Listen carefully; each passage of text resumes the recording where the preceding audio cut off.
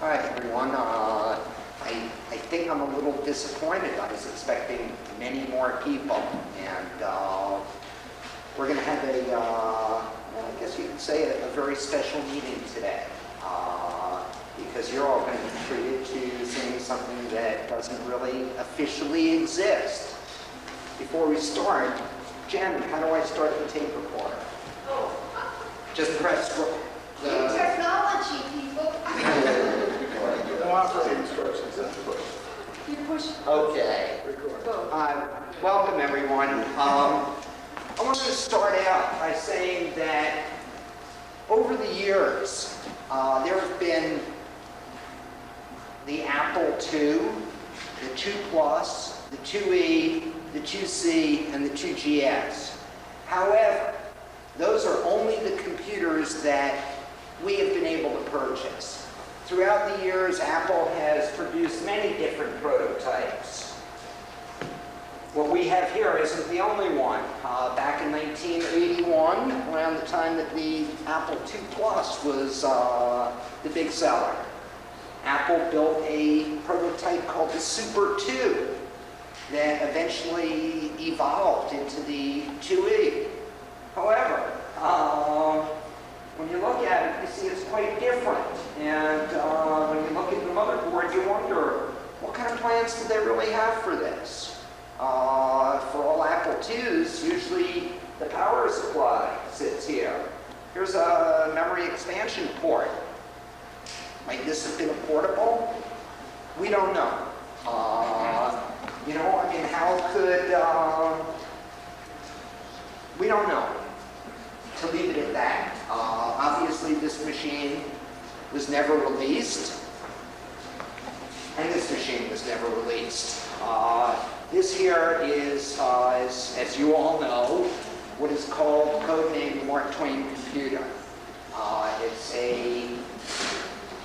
I guess you could say, the last Apple IIgs ever built. Unfortunately, it was never released. And what I want to do is, in a sense, take you through my personal odyssey of this machine. After I've done talking, I have a feeling some of you are going to want to see the innards. And so for those who might be more technically inclined, we're going to take it apart so you can see everything in there. Okay, back, my involvement with this machine. As people who subscribe to my newsletter know, back in, and actually members of the group know, it has a lot to do with Gravenstein. Back in 1991, I was writing for Insider Magazine, rest in peace, and around January that year, my editor called me and he said, "Hey Joe, why don't we do an article on where to go for support? How do people get help?"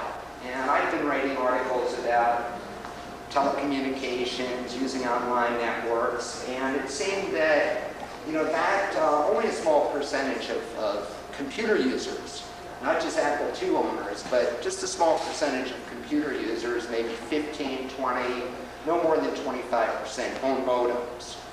For those of you who do, you can get almost instant help. The other area that it was decided that I'd talk about and cover would be Apple II user groups. And so I thought, well, how can I write about user groups if I don't go visit a user group? So I drove up to Gravenstein, and I have to tell you, I was really impressed with what I saw. That was back in, I guess you could say, the glory days when there were 60, 70 people at a meeting, or then the then president was selling hard drives for unbelievable pricing for that period of time. I guess, only $500 for a 40 meg hard drive.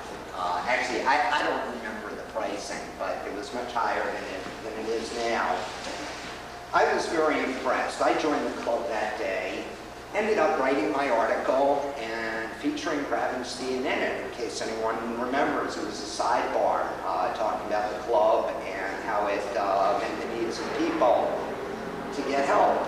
And that was the same year that the yearly Apple user group connection sponsored a show or a convention here in Berkeley.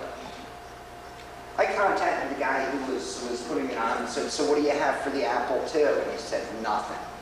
And I said, "Well, is that, Apple II user groups are half of the user groups." And he said, "If you want to set it up, go ahead, be my guest." So I contacted a guy who had been, in a sense, I guess you could say he was a programmer who rose up through the ranks and got hired by Apple, Tim Swihart.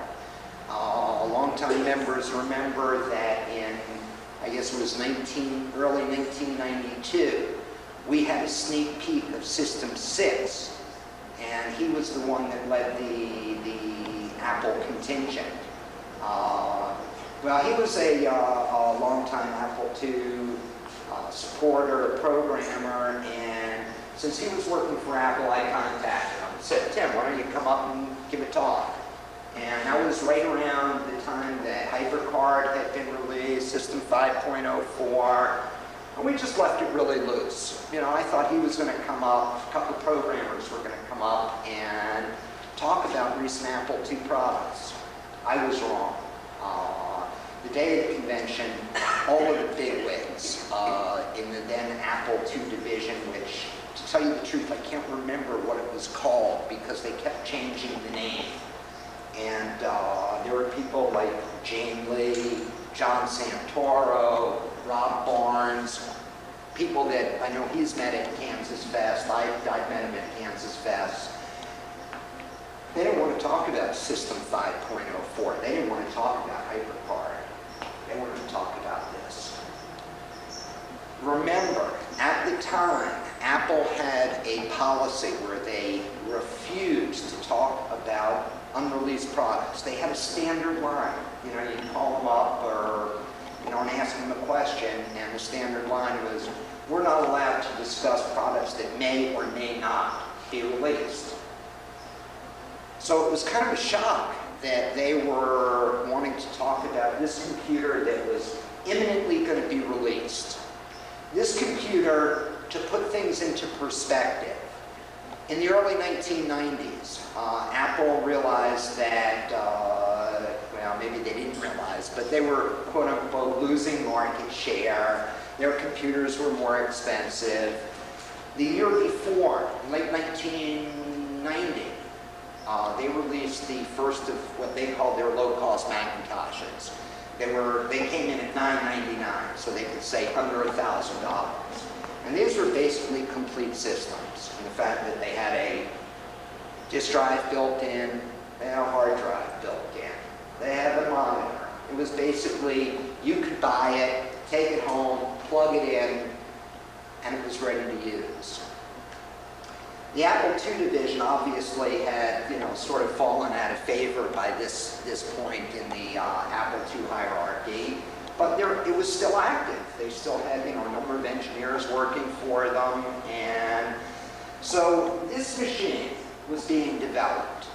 Now, no one at Apple is talking about it. One person that I contacted simply said, "It doesn't exist." And I wanted to say, "But I have one, of course it exists." And so no one at Apple's really talking about it. I cannot say anything definitive from Apple's point of view, except what I was told that day in mid-1991 at the user group convention. This machine was designed in some ways to be the low-cost GS, and the fact that you were going to be able to purchase it, take it home, plug it in, and it was going to start up, and it was going to have, you know, it has a hard drive built in, it has a 3.5-inch disc built in, and it came with, or it would have come with system software so it would run, and it was going to come with two products that were Apple's, HyperCard GS and AppleWorks GS. When you think of, you know, I mean, we all have our love-hate relationship with AppleWorks GS, but considering It's 6 programs in one. And a hypermedia program. What else do you need? You know, that's, she's heckling me, I knew it. Bye. So really, what else did you need? Well, considering there were 10,000 commercial programs for the Apple II, I mean, there's a lot else you could have. But when you think about schools, well, we needed a school, or we did, and we saw that the machines were, shall we say, underutilized. The real power of the GS was never really used, at least at Grant Street School, and I imagine most schools.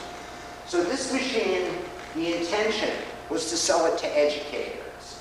At the time, they had promotional material and pointed out what was called the educational bundle, which was in essence a ROM 3 computer that had 1 megabyte of RAM, or a little more than 1 megabyte. It had an external 40 megabyte hard drive. It came with, obviously a SCSI card connected to the computer. It came with system software. It came with HyperCard GS and AppleWorks GS. It was stressed to us at that time, this Mark Twain computer was not new technology. It was stressed to us that in essence, it was a dressed up ROM 3 with everything included, that it was the educational bundle. What's remarkable about the machine is not so much in essence, what the user would see. Because, take a typical teacher who had this stripped down ROM 3 with the 1 megabyte of RAM and a 40 megabyte hard drive, which I guess at that time was not considered massive, but it was, it was certainly adequate.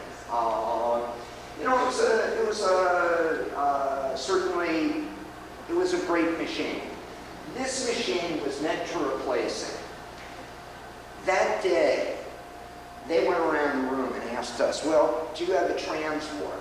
Yes. Do you have a 100 megabyte hard drive or bigger? Yes. Do you have 4 megs of RAM or more than this? And I can still remember Jane Lay saying, you people don't get it. You would not want to purchase this machine. You're the power users. You're the user group presidents. You have, souped up GSs. This is not a souped up GS. It is simply a box that has everything you need in one. And they went around and asked us, so what do you think something like this would be retailed for? And it was, in a way, it was strange. It was like a guessing game.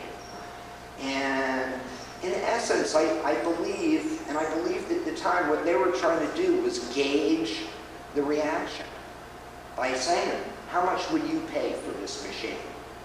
And when someone said, well, $9.99 seems to be, that's what you're selling the low-cost Mac. It was as if, bingo, that's the magic number. Well, I've always understood that at Apple, the development process, the very last thing that happens is setting the price. And some of the machines, like if you've been, reading magazines about Apple products, you see pictures, like, if you read Macworld, you'll see a picture of a motherboard of a machine that will come out, 6 months from now. And they'll tell you everything, how fast it is, what its capabilities are, and they'll tell you everything except the price, because that's not set. With the computer industry, with prices dropping, you can't set a price, months in advance. The fact that that the price was the primary concern on their mind leads me to believe that things were set. They told us that they were ready to turn over the assembly line, and they were ready to throw the switch to start manufacturing these. At the time, I was working at Insider, so obviously I had, they had an 800 number I could call up and get any information I wanted. So a couple of weeks later, I found out that this same group had flown out to Peterborough, New Hampshire to show the staff of Insider the computer, which is something that they didn't show to us. They showed us pictures, they talked about it. But they had it, the Insider, they took pictures, they got the tour. They also had to sign non-disclosure agreements, which, I guess they broke by talking to me, but considering I was on staff, it didn't matter. They had, of course, planned to, as they'd done, when GS came out, they had, a picture of it on the front cover. They, of course, had planned to have lots of hoopla surrounding the release of this GS. Coincidentally, around this time, Steve Disbrow published GS Plus magazine. He got a letter from Apple saying, "We want you to change the name of your publication." He went so far as to put I can't call it a survey, but asking readers, "Well, we've been asked to change our name. What should it be changed to?" Well, I asked Steve years later, I said, "Steve, tell me what month that was." Mid-1991. So, possibly, this machine, as you notice, it doesn't have a name on the front. It's possible that this would have been called the GS Plus. Of course, we don't know. After Insider's non-disclosure agreement ran out, they had to sign a thing saying, "We'll keep quiet for," I think it was 90 days. My then cohort, Paul Stack, posted a message on America Online.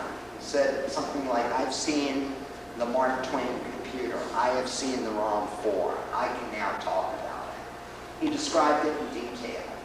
In essence, a built-in hard drive, 40 meg hard drive, a built-in 3.5-inch disk drive, 2 megabytes of RAM on the motherboard, a built-in high-speed SCSI card, a built-in SuperDrive controller card,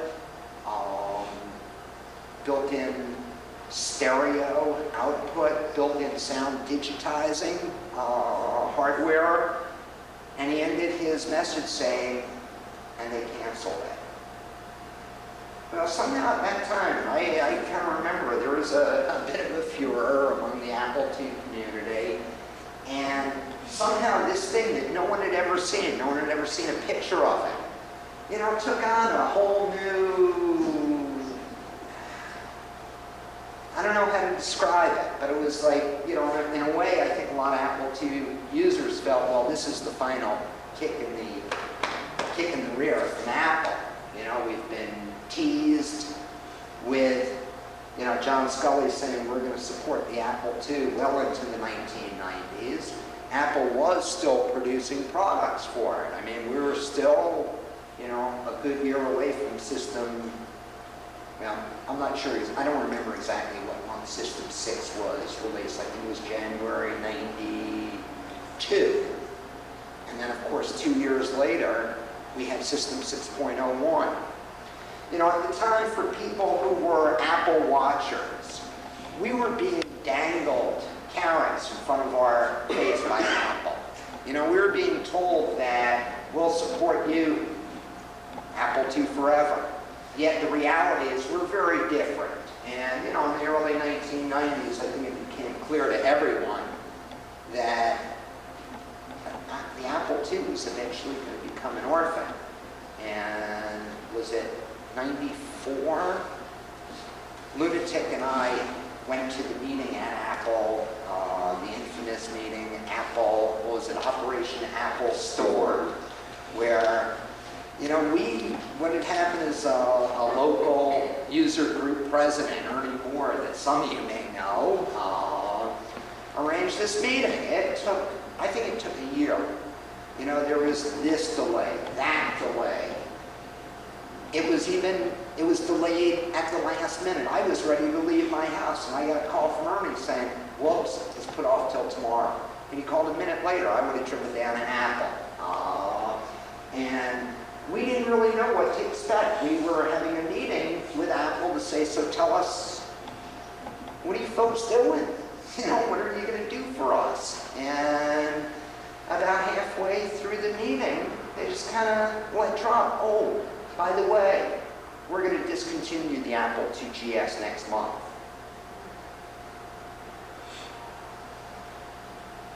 If I remember correctly, it was strange. People didn't get crazy. They didn't get upset. I know when I left there, I felt relief.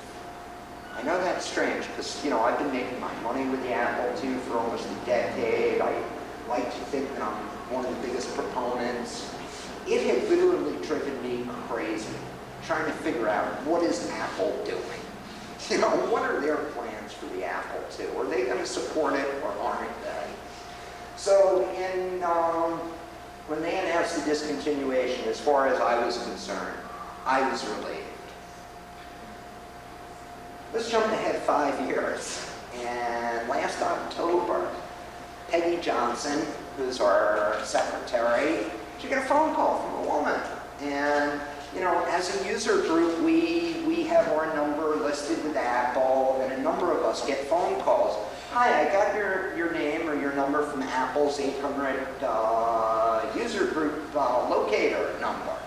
Actually, these days, if anyone calls up Apple Computer, they're 1-800-SOS-APPLE, APPL. I'm having a problem with my computer. Well, what computer do you have? As soon as you say Apple II, what's your zip code? And they then look up the name and phone number of your nearest user group and tell you, contact so-and-so. And they don't always tell you that it's a user group. So I know I get calls all the time. They think I'm, you know, an office from Apple or a dealer. And so Peggy got a phone call from someone, help, I'm having problems with my computer. And I guess she started describing the computer. Peggy got a little confused because she mentioned, well, there's something about the built-in disk drive. Well, the only built-in disk drive on an Apple II has been on the IIc. And she was saying, no, it's a 2GS. Well, as often happens, it was, well, why don't you bring your computer to the next meeting? And, you know, quite often what we found is that people have problems. One of us can fix it. And Ray McAnally was still actively involved, and Ray's our guy, Mr. Fix It, who can fix anything. And so, as it turned out, Ray was there that day. You know, he really hadn't been active in the club, but he was there that day.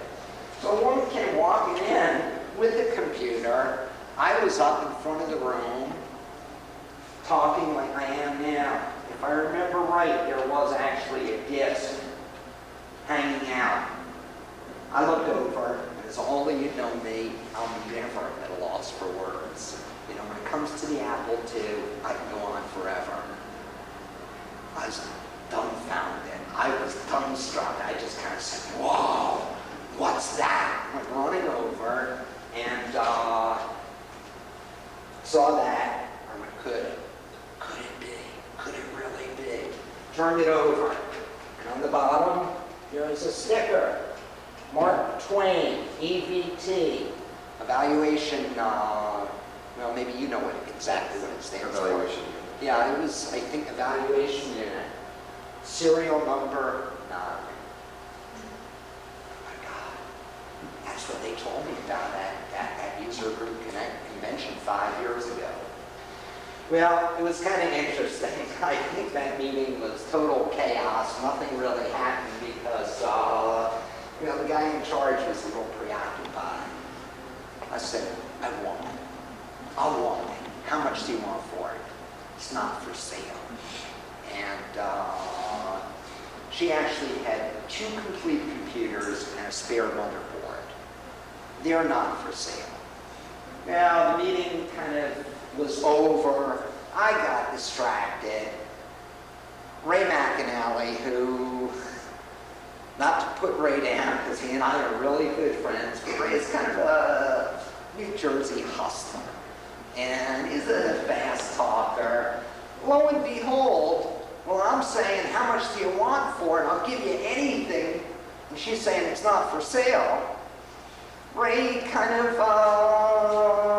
got to her.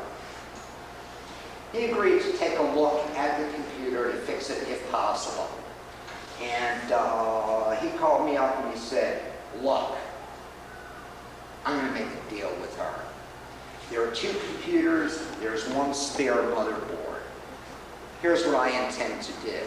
I intend to chat you up to them to say, yeah, Joe Cohen, he deserves this computer. He wants it, but I also want one. And what he ended up doing is the problem with the computer, it was kind of interesting.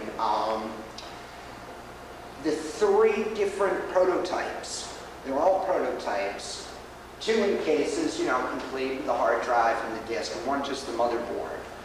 The motherboard in the computer that she had brought in had a very strange problem. And what happened is that when you turned it on, and we're using GSOS software, there were stripes, vertical bars running down the computer. And it seemed like it was the video chip that might have been fried. That video chip, unfortunately, is soldered in, so you can't just, take it out and replace it. So what Ray ended up doing, and in a way I'm very disappointed with how he did it. He didn't mark which motherboard came out of which machine, but he just started kind of taking parts and said, this motherboard is shot. I can't do anything with it. So he started swapping parts. He put them back into the cases, but we do not know. So this box says prototype number 9. It might be 9. It might be 5. 5 was the other one. And what's interesting is when I take it apart, you're going to see wire rack. You're going to see that this computer is not complete. It couldn't be sold to someone in a store because it's it's an engineering evaluation unit. It's in a sense a work in progress. The motherboard in the machine that she was using on a day-to-day basis didn't have wire rack. It was different. No, I can't say very different. It was a little different. The basic chips were the same in there, but what had happened, I guess the way that these things work is they build a prototype and they start testing it and they say, oh, we blew it, we made a mistake. And sometimes the mistakes have to do with miswiring, traces of the motherboard, so that there's, as you open this up, you see all this yellow wire that basically is there to correct the problems that were on the motherboard. Well, the machine that had been in day-to-day use didn't have any of that. So we have to assume, therefore, it was a later model than this. Now, again, no one at Apple is talking, so I do not know, and I don't think anyone knows, when this project officially started. The box that this came in has a date on it and a name on it, and it says April 91. The markings inside say June 91. The meeting I had with the Apple people was July 91. So, I mean, it's obvious that this project was, really getting going and died in 91.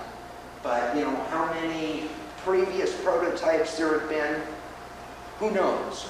Something about the way Apple works is that EBT units, the motherboards get swapped all the time. And so the motherboard that you have in there may or may not have been the original one in there. Most likely the original motherboard that was in that case, you don't own. No one owns. Most likely it was trashed somewhere at Apple, the one that actually came with the case. They probably just kept those cases and kept swapping out motherboards, a newer motherboard, a newer motherboard. Well, when we take it apart, we'll see there's a different EVT number written on the I guess it's a little piece of tape inside. And so that's entirely conceivable. And now 2 of the machines have, in fact, the two that are in use right now are the same, or almost the same, in the fact that they have the wire ramp.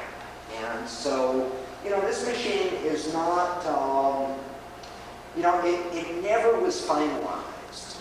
So it's still, in being a prototype, it isn't 100% stable. We found out that because of the weight of the hard drive and 3.5-inch assembly that's also connected to the power supply, it was putting pressure on the motherboard, and on the underside of the motherboard, sometimes it was making contact. And notice, I don't have the monitor on top here, because if I did, the machine probably wouldn't work because of the pressure. So this thing is definitely a work in progress. The fact that I ended up getting 2 of them from this meeting at Gravenstein back in October is almost miraculous. Immediately after the meeting, I had to go shoot my big mouth off on Genie. I posted a message saying, "You're not going to believe what just happened." Well, that message got spread around a little. And this gentleman, Jim Pittman, who's involved with the Albuquerque, New Mexico Apple user group, read it. He knows me. He and I have been in contact through email. He read about this Mark Twain, and he was reminded of how a year before he'd been sitting his job, when he's not involved with the Apple II, is he works at the University of New Mexico computer lab. And a woman had come in there, and this is in Albuquerque, a woman had come in there, and it was kind of funny. He said he has all these Unix boxes and, Macs and PCs laying there, and he also has an Apple IIc, his own personal computer. And the woman looked at the IIc and said, "Oh, I used to work at Apple." And they started talking, and, "Oh, what's your name?" "Jane Lee." Well, Jane Lee had been, I can't remember, her exact title, but she had been in the number maybe 2 spot of the Apple II division.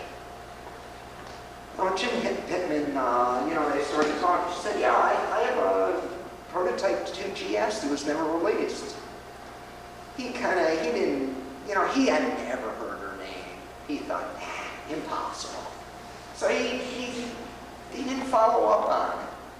He read my message, and he went, "Whoa." He wrote to me, and he said, "By any chance, do you know the name Jane Lee?" I said, "Of course I do. She was, like the number 2 person in the Apple II division." He contacted her. Lo and behold, she lent her Mark Twain computer to the Albuquerque user group, I think in January. And in comparing, maybe some of you saw, they actually took some pictures and posted them online. And if you look closely at the motherboard, you can see the wire wrap. You can see the same as this. Jane Lee said that she believed that there were 20 of these in existence.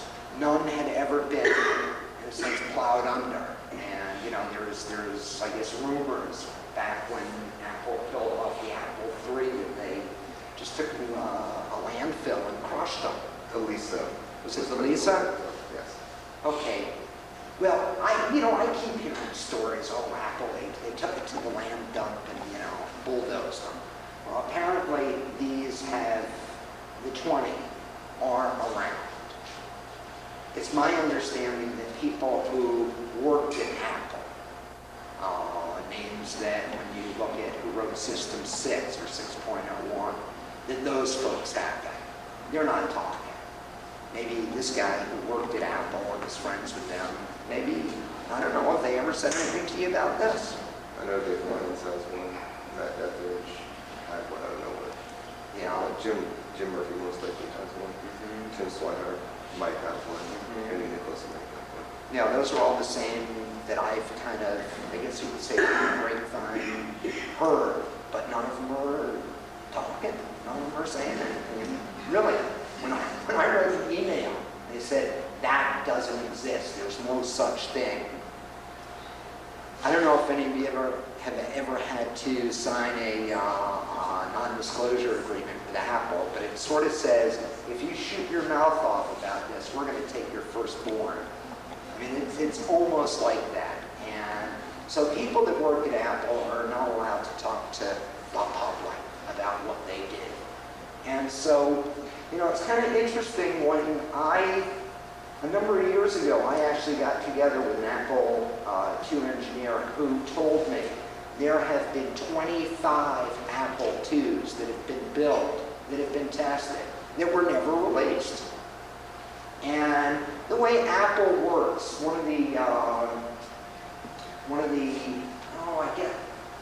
it's kind of a myth. Not a myth, that's not the word. You know, things at Apple, things at computer companies are different than in the real world, or the world that, you know, most people are used to. And one of the common ways that things got done at Apple is that people, you know, just as all of us are kind of addicted to the Apple II, you know, some of us may be more obsessed than others. The people that work at Apple, you know, all the people that put out System 6.01, in essence, they came up through the ranks. They were users, programmers, engineers, and, you know, they put in their time as users. And eventually they got jobs at Apple, and with access to all this technology and testing devices, and a lot of times what happened, the kind of common way products were developed for the Apple II is one or two people would kind of do it in their spare time at night. And, you know, it wasn't like that they were authorized to build things. But I think this started way back when, at the beginning. You know, the whole hacker mentality, Steve Jobs and Wozniak in their garage, and, you know, they didn't, as anyone that saw that Triumph of the Nerds the other night, that great PBS show, if you have a chance, see it. It's really good, that the early history of the computer industry. Things were not done the way they are in, like, you know, Ford or General Motors, where, you know, everything's top down. So we're not sure if something like this was put together by one or two people working on their own at home. And I can assure you that it wasn't if they had 20 prototypes like that. But it may have started like that. They may have started working on it like that, but I'm sure very early on they really decided they were going to do that. Well, it's obvious, and after this is over, I mean, I really do want to take this apart and show you things. You can see that this is a standard 2GS case.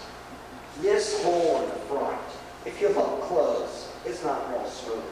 This was not done by a machine or an assembly line. This was cut by hand or, you know, some power thing.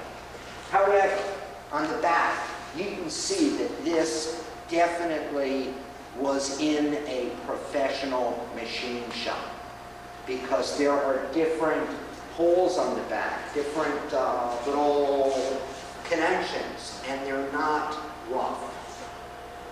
They've been, you know, obviously Apple has a, you know, a very expensive, expensive equipment that they use to build computers. And so some of this was, you know, kind of hand done, and some was done in the shop. Now, keep in mind, this machine came out in, well, let's start it up for you. I'm going to start some. Whoop. Look at that. ROM version 3, 1987 to 89. Okay. So it starts up just like a standard ROM 3. What's on here? I ended up putting back. I wanted you to see exactly how this came. So even though I had a newer version of the system on here, I put back what this is a pre-release version of System 6. And, well, I'll show you the about box. It's something like System 6.D.44, which when I see that, it says, boy, this must be the 44th revision of System 6. I mean, I wasn't a beta tester. I had never seen a pre-release version of System 6 before. And so this, I believe, an insider told me it was called RAND. That was the code name for System 6.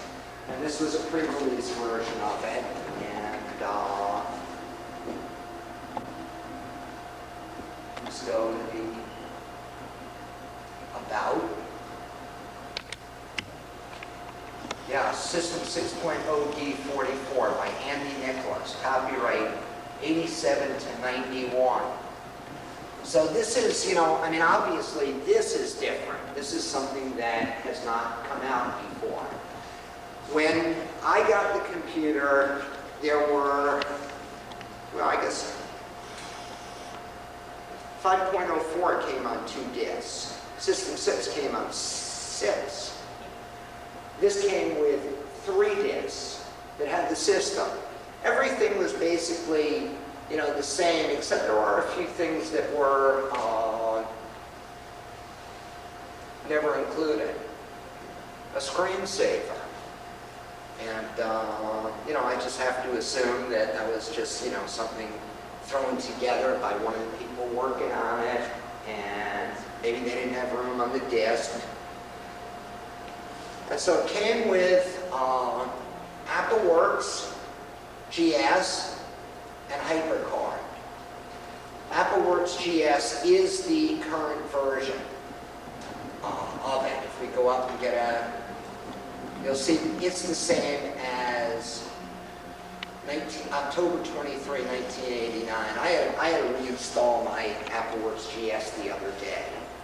As I keep telling people, when you have it do weird things, just copy it back from, you know, from your 3.5-inch disk to your hard drive.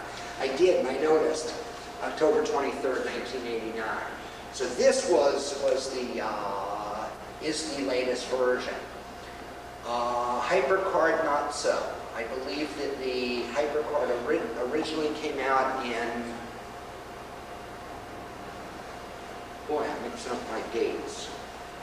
It was announced at that final Apple Fest in Long Beach, which was, that was 89? Seriously? Ooh, boy, I thought it was 90. But, so this came with, I believe it's the original release of HyperCard. We can get a date. July 8th, 1991, July 23rd, 1991. That puts it right within a week or so of that meeting I had with Apple. So this was, at the time, the most current version. I believe that an update was released after this. Well, it says 1.1. Well, my dates are not, I just turned 49, they say. Memory is the first thing that goes. Second thing, I can't remember. But, you know, everything else is fairly standard. You know, a number of people have said, well, so what's different about this machine? And what's different about it is nothing from the user, from the point of view of using the machine. I mean, it comes with System 6 that some of us are still using. It comes with Apple Works GS. It comes with HyperCard. It comes with the, you know, the close view and the, you know, things that come with System 6. So to use the machine, I mean, any of you could sit down and use this exactly the same way you use your 2GS. What's different inside? And I'm not sure how we should do this, because I wanted to show you some things that, other things that aren't released, but let me take the cover off. Since it's small enough, I think everyone can see it. Whole length. What we have here is this assembly where we have a power supply. If you notice, this is a built-in fan. There's never been an Apple II that had a built-in fan. This is the first one. What we have here is this unit in the front here there's what at the time was a standard quantum LPS hard drive, 40 megabytes. What that means is if I can track down a 1 gig quantum LPS, I can swap that in here and have 1 gigabyte. And an Apple 3.5-inch disk drive. Very strange. The mechanism, everything for this indicates that it's a drive that will support 1.44 megabytes. There is what's called the swim chip, which is on it's the chip that is on the SuperDrive controller card. It's built in. However, that SuperDrive controller card, so that even though this should be a 1.44 meg drive, it isn't. It'll format to 800K. One of the things that we found is that the eject button, if you notice, there's a button here. It's kind of funny. There had been some phony doctored photograph floating around of this is what the ROM 4 was. And there was no button, proving that the photo was, just phony. And actually, what I did is I took a photo of actually a scan of an Apple IIgs. I said, well, let me put a black thing about 3.5 inches long on there and, line it up. And I said, hey, it looks just like the ROM 4. But this was, as on the inside, when you look at it here, you can, I don't know if you can see, maybe you'll have to come up after, but you can see it's kind of rough around the edges.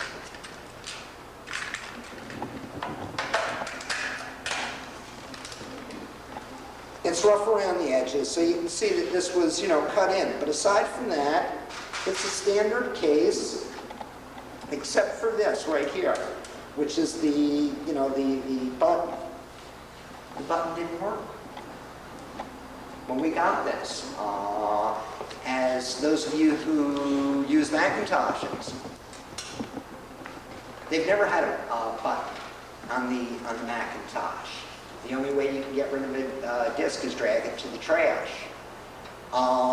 Ray McAnally took a look at it and he said, that's silly. And in 2 minutes he wired up the button so that it worked. And that's what this, in a sense, this wire here is. Okay, if we look at it here, you can see the wire wrap. And it kind of indicates, it's not finished. So what's the first thing you see that's real different? Well, the battery. It's the ROM 3 replaceable battery, but it's in a different location. Here, where on all the other Apple IIgs's, you have the RAM expansion port. Here you have two 30-pin SIM sockets. And remember, that was what was standard on the Macintosh at that time. This assembly, when I went to visit Tony Diaz, who works at Alltech Electronics, and I'm sure you all know who Alltech is. They buy and sell Apple II equipment and Macintosh equipment. He took standard off-the-shelf parts and in essence showed me. He took a 40 meg Quantum, he took a 3.5-inch disk drive, and he had a case. And within 2 minutes, just reached the stuff off the shelf. He had what looked exactly like this assembly. And so we kind of speculated and thought, well, maybe this was a way, this machine was built to cut costs. because they were going to use parts that were standard on all Macintoshes. And I believe that those first Mac LCs came with 40 meg hard drives. And I'm sure if you took them apart, you'd see they were 40 meg Quantum LPS model, same as in this.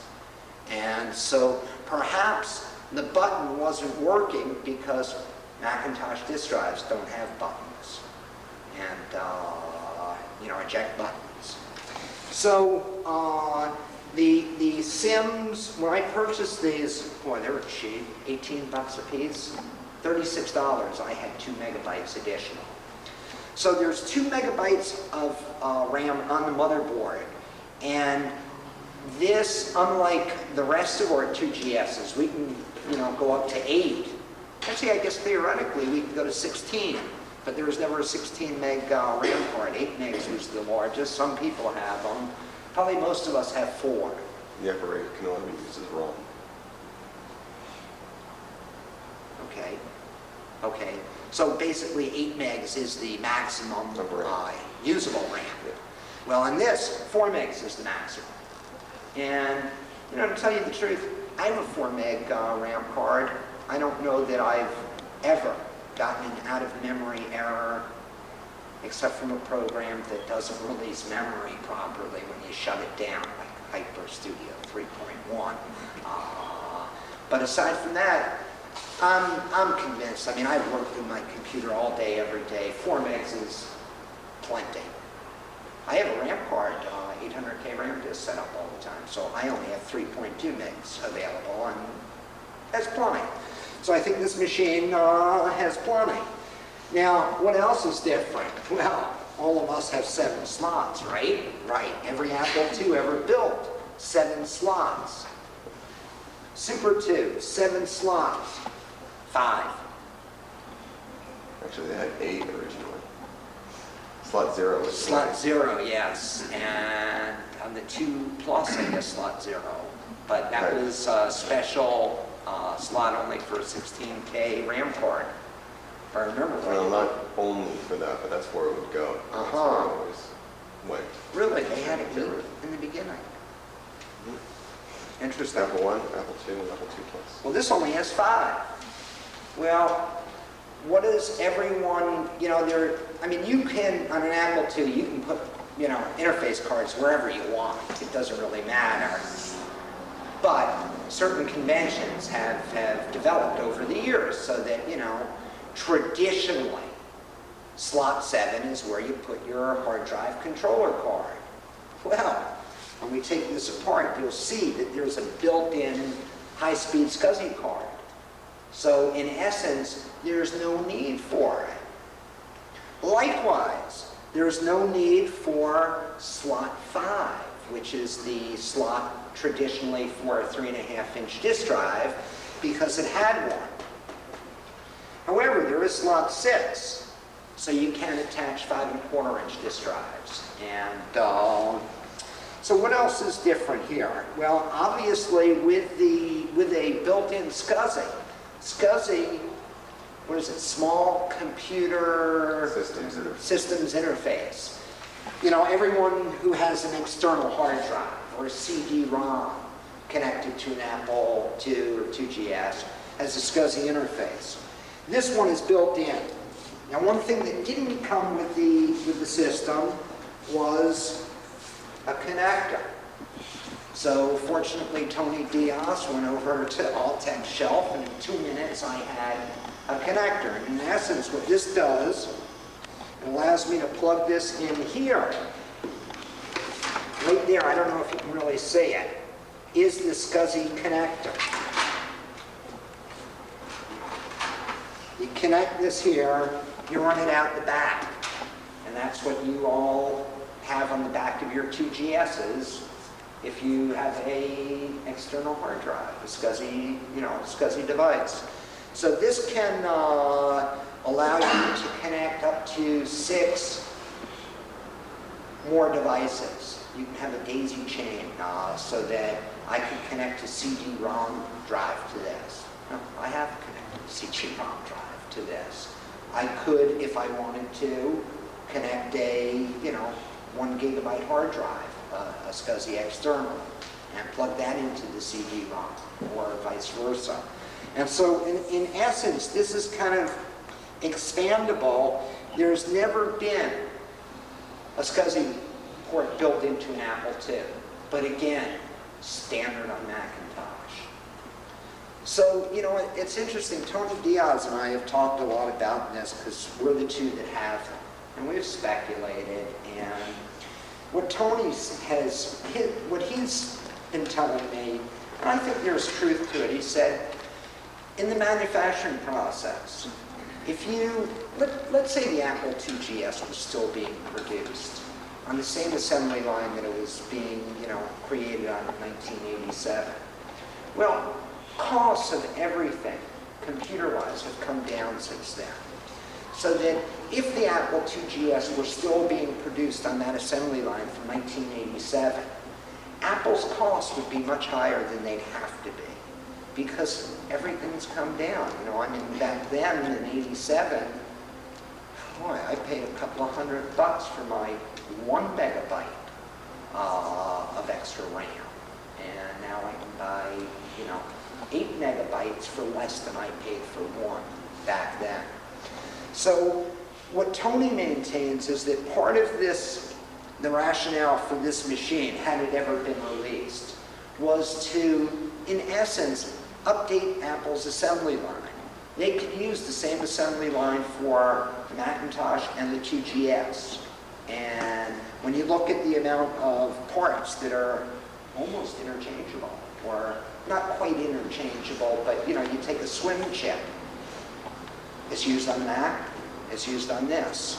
They would have gotten their cost down, thereby allowing them to sell a IIgs for less than $1,000. And I guess, I know I paid, just for a basic machine, in early 87, it came to, I think, over $2,000, with the monitor, with the external, no, I remember the disk drive, 3.5 inch. I didn't have one for the first 6 months I had my GS, so it was $450, and I didn't have $450.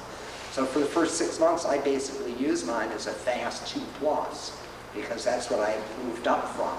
And I couldn't even run system software, although I did have a friend copy system software onto 5 1/4s, and then I'd set up an 800K RAM disk, copy it, to the RAM disk, so I could actually run System 1.0, which, boy, it's interesting when you go back and use some old software. I think someone brought last month, weren't we messing around with a paint program that booted up to like System 1 or 1.1, and it didn't look anything like our GS, the Finder desktop.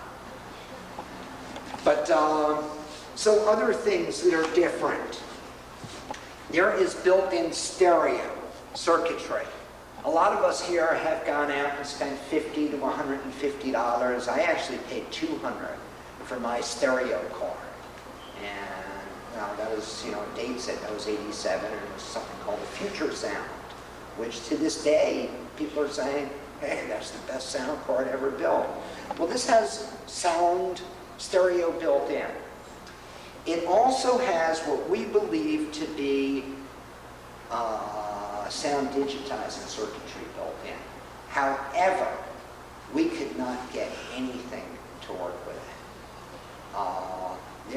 Tony Diaz, as a developer, has every CD, every bit of beta software that Apple ever sent out. And a long time ago, they did have some type of sound digitizing software that was never released.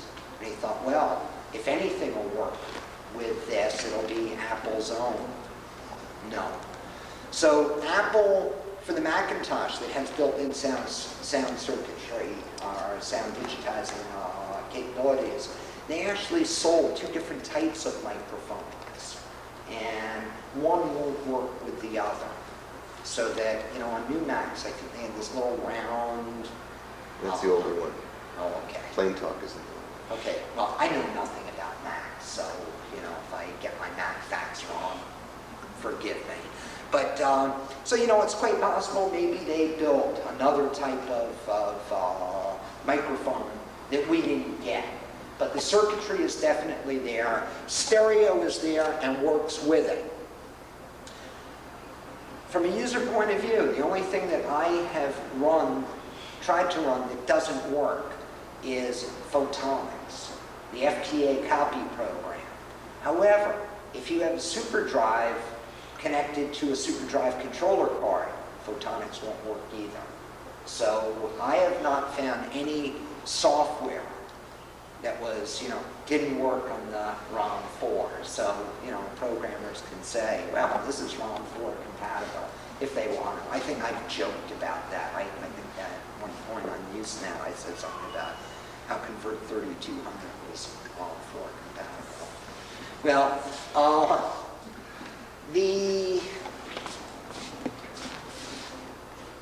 I think what I want to do for those who are interested, I would like to take this apart. And it's really only, there are 4 screws, but it takes a while. So I think what I'd like to do is do that towards the end. And I'd like to show you some other things that don't exist. As this machine doesn't officially exist. However, let me throw it open for questions, because I don't know if I've covered everything, or do any of you have questions? Not a question specifically, but I would like to introduce Will Melvin, our host here, the Trinity Church, and we appreciate the chance to be here. Yeah, thank you, Will. Yeah. Club business. Will has agreed to let us meet here. And I think we're definite here through August. We'll see. But let's talk about that other times. Questions about the machine? Yes, sir. How did the few that got out get out? Well, we know how the one that showed up in Albuquerque got out. That was, lent by Jane Lee. The people who I got these from, does anyone remember them? The husband showed up at the November meeting to say, they said, the official story, they told me, is that this guy, the husband, he has one leg, lost a leg in Vietnam. And so that place is about 50 years old. He had served in Vietnam with a guy who ended up going on and becoming an engineer and working at Apple. They stayed, they were war buddies. They stayed friendly over the years. The story was his buddy, who was an engineer, married a woman who also worked at Apple. Apparently they had a very messy divorce. And he told me the story had something to do with the Apple II. When the Apple II, when it was killed off, apparently they had different allegiances. One was a Mac fanatic, one was an Apple II. They ended up getting divorced, fighting all the time about, Apple II is better than Mac. And they ended up getting divorced. And the story they told me is they had 5 of these machines. And the husband was very upset with the wife. It was the wife's. He called up Conrad, the gentleman with one leg, and said, I'm really upset with my wife. We're getting divorced. She has all these computers. Come and pick them up. So in essence, he kind of, so he did. Now, I don't know if that story has any truth. Coincidentally, Jane Lee, who showed up in Albuquerque, New Mexico, had just been recently divorced. Is there a connection? I don't know.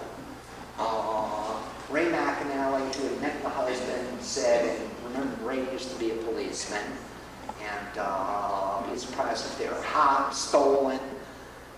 I don't know. I just don't know how they got out. I don't know if there are any others out there except for the one that showed up in Albuquerque and these 2.5 and the ones that Apple employees reputedly or reportedly have. I think they're pretty rare. And so I've been sacrificing myself for almost 10 years now, working at low pay, less than minimum wage to promote the Apple II. I think if anyone deserves one, I do. The man agrees with me. Other questions? You left me a little confused. You said it has 2 megabytes of RAM. Are you saying it can't go above that? No. It has 2 megs on the motherboard, but you have what, a ROM 1? Yeah, I have a ROM 1. Okay, that has 256K on the motherboard. Yeah, I know. The ROM 3 had 1 meg on the motherboard. Right. This has 2 On the mother. on the motherboard with a RAM expansion for an additional 2. Yeah, it has these SIM connectors, so that this could go up to a maximum of 4 megs. You couldn't put a card to get above I don't believe so. I believe that the 30-pin SIMs are only 1 meg.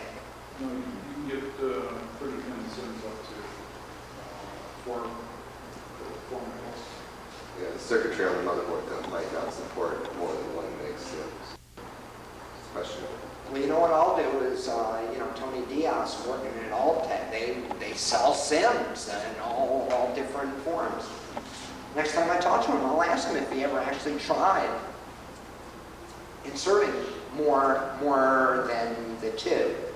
I don't think he did, and really, I think 4 megs is quite sufficient. Oh, one thing I didn't mention. On all of our Apple II, we have this little round speaker that, if you went to Radio Shack, you'd see it's probably $1.98 par. And I don't know about the rest of you. I got external speakers right after I got my GS. They're really, you need them. If you listen to music or like sounds, they're mandatory. This GS has something that is the worst thing you could imagine. It's called a piezoelectric speaker. It is dirt cheap. They probably cost 50 cents a piece. What's very interesting, you get, on this speaker, you basically get sounds from ProDOS 8. You get a system beep, you get that. But the Insonic is not connected to this speaker. However, with the sound, the stereo built in, you get full, beautiful sound. Now, what's interesting, one motherboard came with the same speaker we have, and one motherboard didn't even have a speaker. So, as I said in my article for my newsletter, something about, I just got the sense that Apple wasn't really intending for people to use this speaker. And, maybe they would have shipped it with, inexpensive external speakers. Although in '91, external speakers were, these Bose were $200.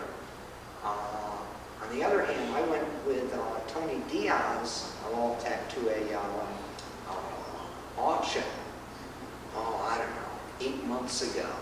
And he bought, and I don't know if I should say this, if any of you purchased speakers recently from Altec, but he bought something like 3,000 pairs of speakers, external speakers, that sounded fine, 50 cents a piece. And they're selling them, basically dirt cheap, $8 or $10 a pair, which, when you go to, Whole Earth, you can buy the same things for $25. So I don't really know what Apple's intention was with the sound, but the fact that the jack, you just take your standard, jack that connects to externally powered speakers, plug it in, and you have stereo sound. Was your microphone jack stereo as well, or was that just? Well, we couldn't get anything to recognize it. And, if one of you Mac people have an old speaker that you're not, or a microphone you're not using, want to lend it to me, I'd be happy to test it out. Maybe one of the newer microphones, the plain talk ones. Well, you need one circa 1991, I would believe. I've got an LC microphone that's about that time frame, and I've also got the new plain talk on stereo. So What CPU is in that thing? Well, it's the same as all the other Apple IIgs's, which is the 65C816-4, meaning that theoretically it runs at 4 megahertz, but it doesn't. It can run it up to 4 megahertz. It's the standard 2.8. So this is, for all purposes, it's the same as the GS that we all have. There have been rumors. The rumor mill really was going crazy a few years ago with this thing. It ran at 20 megahertz. It was like the killer GS. It had all these things, but it was all rumor. This is, as they told me in 1991, this was no better. And in fact, it was less of a machine than I currently have. And so, it basically what it was, part of it was, part of the design was dreamed up by engineers who said, let's see how much we can integrate into the motherboard. The fact that, there's a built-in SCSI card right on the motherboard. There's a built-in, stereo. See, all of these things on the GS that we have on interface cards. So that if we have, a SCSI device, it's on a card that is big. It goes into one of the slots. If you have stereo, the only way you can get stereo on a standard 2GS is by having a card, an interface card. It's big. Well, all of that is built into the motherboard. And it's really interesting, guys, at Tony's, we had this thing apart. He has one of everything. So we took a Apple high-speed SCSI card. One of us looked at one, this SCSI card, and it was basically we checked off chips. Okay, well, here's the, I'm reading the serial numbers. There it was. And so we knew that it was a high-speed SCSI card because all the chips were exactly the same as the one that was sold by Apple for over $100 at the time. Let's see, SCSI, I think 109 was the street price. Sound digitizing could be probably 70 to 200, depending on what you had. Unless you bought Hyper Studio. Well, the slotless card with Hyper Studio is basically what's built in here. This is not a future sound, top of the line, but it's kind of an inexpensive sound digitizing hardware. And so that's the machine. We know that Apple, killed off the two after this. I guess at the time, plans were probably already in effect. No one there is talking, but I can't imagine that you kill off a $1 billion part of your company without a few years of planning. Because even towards the end, the Apple II was making Apple money. It was $1 billion. Boy, to flush $1 billion business down the toilet. Well, as I've been saying for years, one day Apple Computer Incorporated is going to be a course at Harvard Business School. And the focus is going to be everything you could do wrong in business, how to really work all your customers, and still make billions. Well, they're not making billions now, but who knows, maybe next quarter they'll be back up there. And so, this machine really, in a sense, it represents the culmination of the Apple II. It's the most, in essence, powerful, most efficient in the fact that everything's built in. There never really been a machine like that. Well, I guess the 2C Plus had a lot built in with the 3.5-inch disk drive and the Zen chip. But this was like the ultimate Apple IIgs. So, since it's off, it's going to be really interesting when you turn it on. For any of you who have old quantum hard drives, they take time to, what's called, come up to speed. So it's interesting that with this prototype, as soon as you turn it on, you get the sliding Apple, check startup device. And that would have freaked out a lot of people. And so I imagine that, you know, had this machine ever come to market, they would have built something in to delay the startup process by 20 seconds. Let's see if we get that. I mean, it's disconcerting.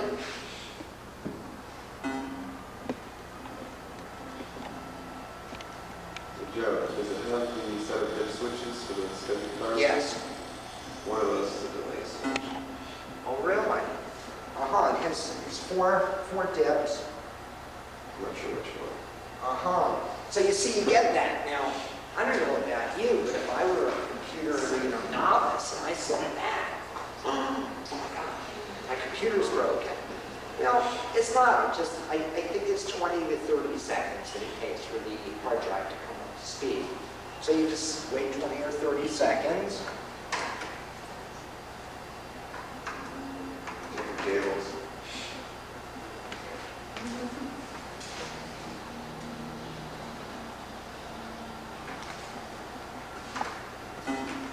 And now it'll, chances are it'll start right up, yeah.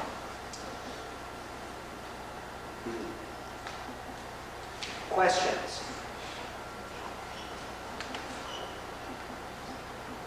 Well, the Apple IIgs world has been eagerly jumping forward to the mid-1990s. Let's talk about vaporware. Let's talk about software that you've all heard about but have never seen. Chances are, very popular game for other computers, PC computers, I guess Nintendos, everything. Wolfenstein 3D. This is a great shoot-'em-up game, three-dimensional. You go through, in a sense, a Nazi stronghold, blasting Nazis. What could be more fun? Well, this game has been, actually it was shown at Kansasfest, the Apple II Developer Conference a few years ago. And this was, yeah, let me just show it to you. It does exist. It's real. And it works. It's good. When it's supposedly going to be released this year. A lot of people have been looking forward to it for a real long time. And I just want to let, sounds like only one's connected.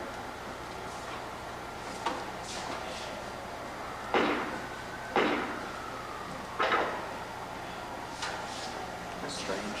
They were both connected before. Power. Well, what it is the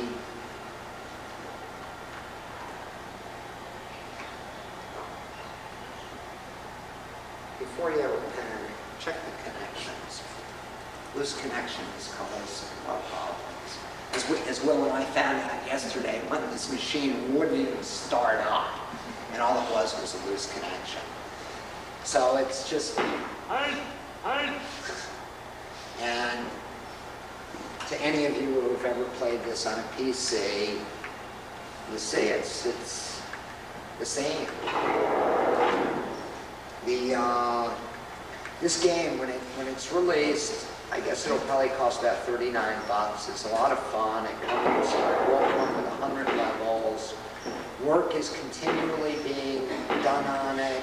The guy who has been hired to do the sound, the music.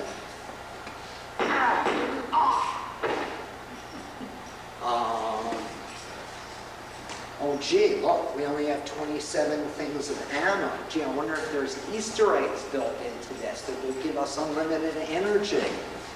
Let me type in Apple IIgs, see what happens. Let me type in the nickname of the programmer, Burger Bill. I got full ammo. So this is one thing that guy Eric Shepard is going to finish up.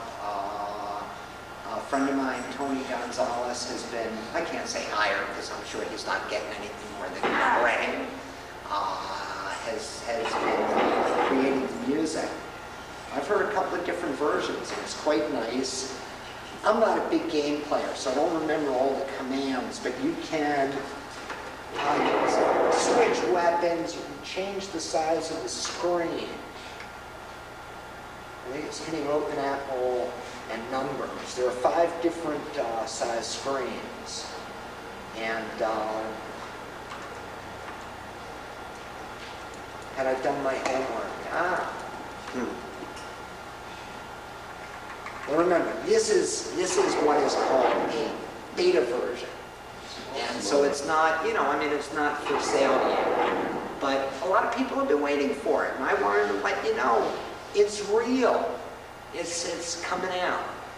And so... Unlike the machine, it's running on. Yeah, unlike the machine. Well, another thing I wanted to show you is kind of interesting. Now, to do this, I ended up bringing a 3.5-inch system down because you can't, as you all know, with a GS, you can't really make modifications to the currently run system. What I want to do is boot up this system disk so that I can kind of make some changes to the system on the hard drive. I want to show you, I don't know how to describe this, the next generation of the Apple IIgs operating system, 6.02. As you all know, 6.01 was the last version that Apple released. Maybe a year and a half ago, these French programmers, Brutal Deluxe, kind of went online and they said, hey people, Apple's not going to do anything for us. It's time for us to take our future into our own hands. We want to release an update to the operating system. Please send us any bugs that you know about. Have you ever done such and such and all of a sudden your system's crashed? If it has, please tell us so we'll be able to fix it.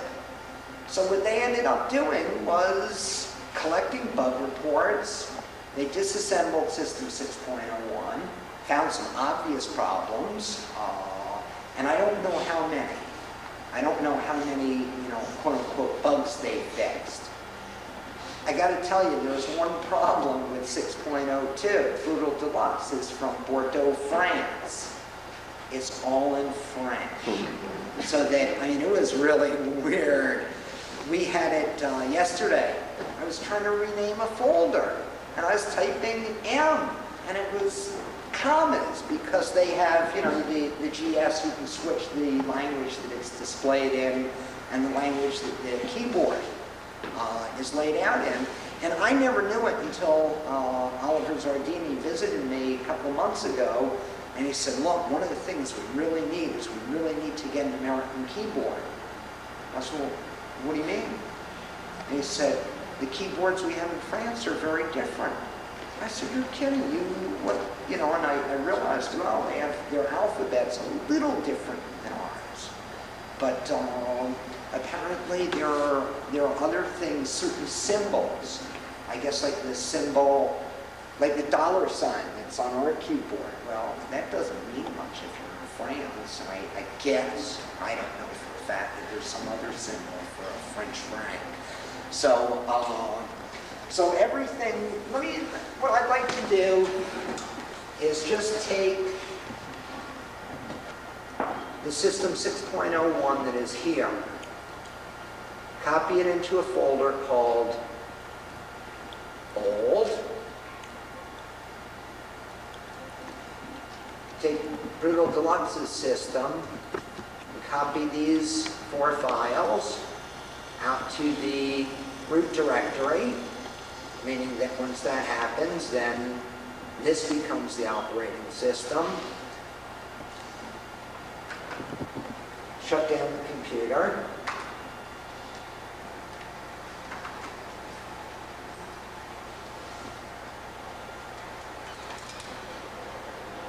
Set the control panel back to slot 7.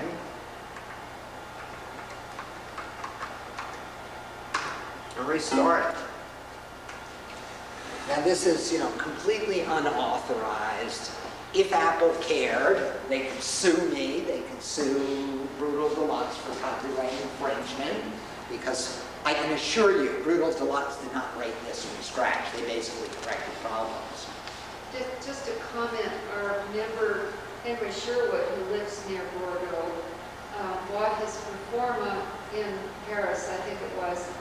So when Apple came out with the new Mac system, the upgrade to 7.5, I got a copy of it from Apple and sent it to him.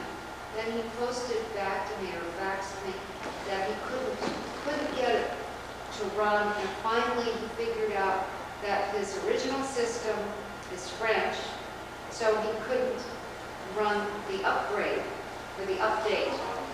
So he has to get that from his dealer in Paris. Yeah, I was really surprised. I thought all these computers were built the same, no matter, where they're sold, but apparently there are differences, minor differences in, computers that are sold in Europe, just because of things like different symbols. Yeah. A dollar sign symbol. But what's interesting is that's important for programmers. Yeah. And so Brutal Deluxe felt that in order for them to program, because all the compilers and the computer languages are all in English, they're all made in America. In order for them to do things a little more efficient, they need an American keyboard. So, you can see the trash can's named something different. All of the pull-down menus are in French. When you go here, everything here is in French. About this Apple II, this is in French. And so, unfortunately, I don't know like I said, I don't know how many bugs this thing fixed. But they had a little problem. There were two people in Brutal Deluxe, and one of them lost their hard drive, crashed, and so even though they had the actual their quote-unquote 6.02, which is, not really 6.01.1.001, they lost their source code. So I don't know if there ever will be, a bug fix on Genie, on the Apple II Programmers Forum. Mike Westerfield, who owns the ByteWorks and publishes many of the computer languages that are used in the GS, also asked a few months ago, let me know what kind of bugs that you found in System 6.01. And I think Mike, being an American, a businessman, different than Brutal Deluxe, who basically, they're in their early 20s. If Mike were to ever do something, I'm sure what he would do is come out with a program that you ran the program and it would patch your System 6.01. This, what Brutal Deluxe has done is simply disassembled Apple's copyrighted software, made changes to it. And so that's not quite legal, but in this day and age, I posted on the internet that we were going to be here. Part of me was kind of thinking, yeah, Apple is going to send their police force to come and seize this computer. Well, we're kind of Don't care that much. And so now one thing, it's really interesting. Brutal Deluxe has created a lot of stuff that has never been released in the U.S. And they're basically programmer utilities that, I showed this to Will yesterday. They have a memory purger that when you're programming, and your system crashes, you get a little number on screen kind of telling you where, the memory location. And so they have a utility here that tells them what block of memory is being used by what piece of system software. And it'll purge memory. And they just have they have some things that where in memory is. And this shows you where everything, the memory that your GS is using, what's using it. which is something that, 99% of us could care less about. But they've created a lot of, programmer utilities. What's interesting is, what Brutal Deluxe has released, a lot of their games, they got from friends who programmed them for the Macintosh. And I said, heck, Apple II, sure, you can have our source code, sure, you can have our original graphics, what do we care? And so they've released a lot of freeware, games. Well, as it turned out, the games were all created on Macintosh originally. And not that Brutal Deluxe did their work on Mac, but their friends had Macs, and Macs had a different screen resolution. So they created one of these programmer utilities that they just called Convert.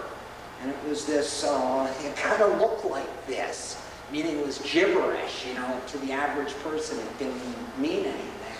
But basically what it was a programmer utility that they could use to convert graphics from one format to another.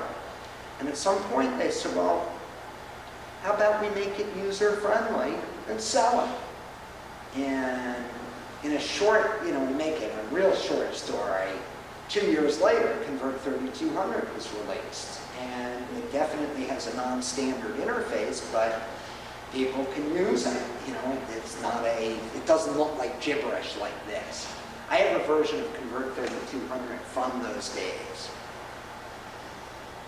I can't use it. I don't know what it means. I don't know what any of this stuff is. So, it's kind of interesting. I'm sure a lot of programmers have things that Bill Heinemann as, one of the things that he does is like port games from one system to another. This Wolfenstein 3D, he actually took, and I don't remember what I guess it was a PC.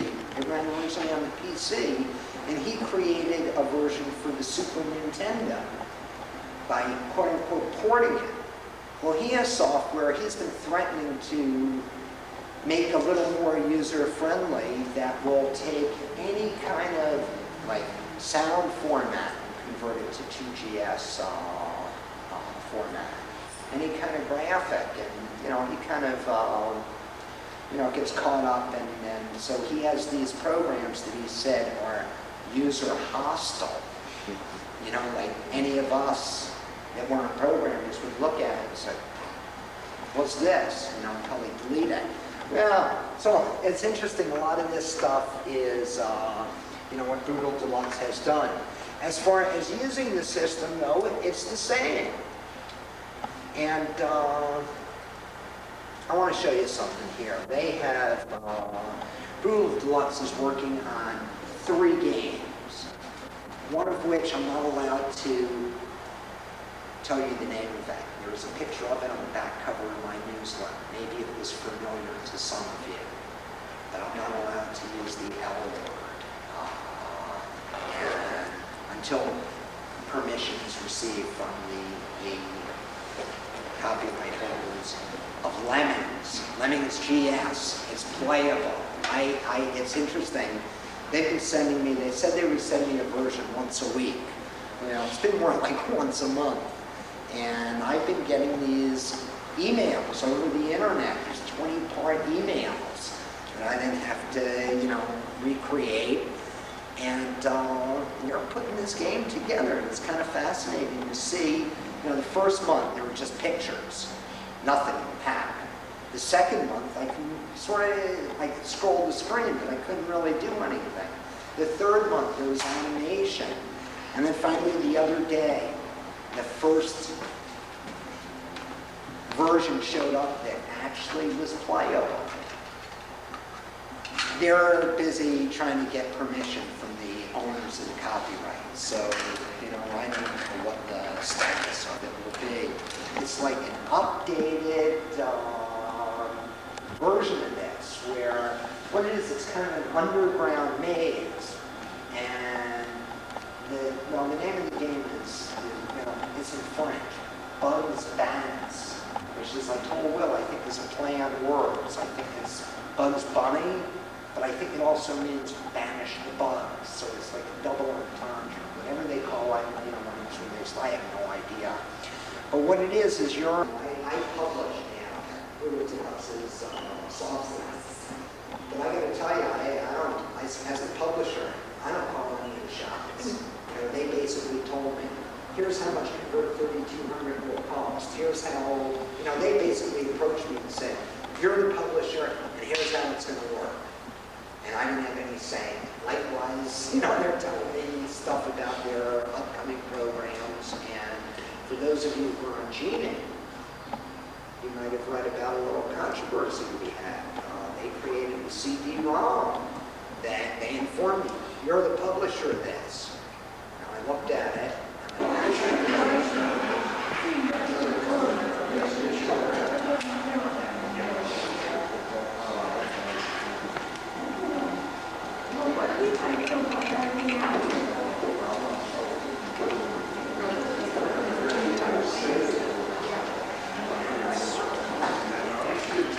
Okay, guys, look at your tickets. Number 3814713. 713. 713. You?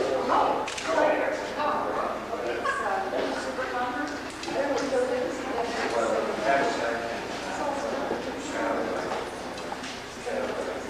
Welcome to use the tripod. I wish my big lens was working. Oh, I guess I'll switch this. You need to switch 3 to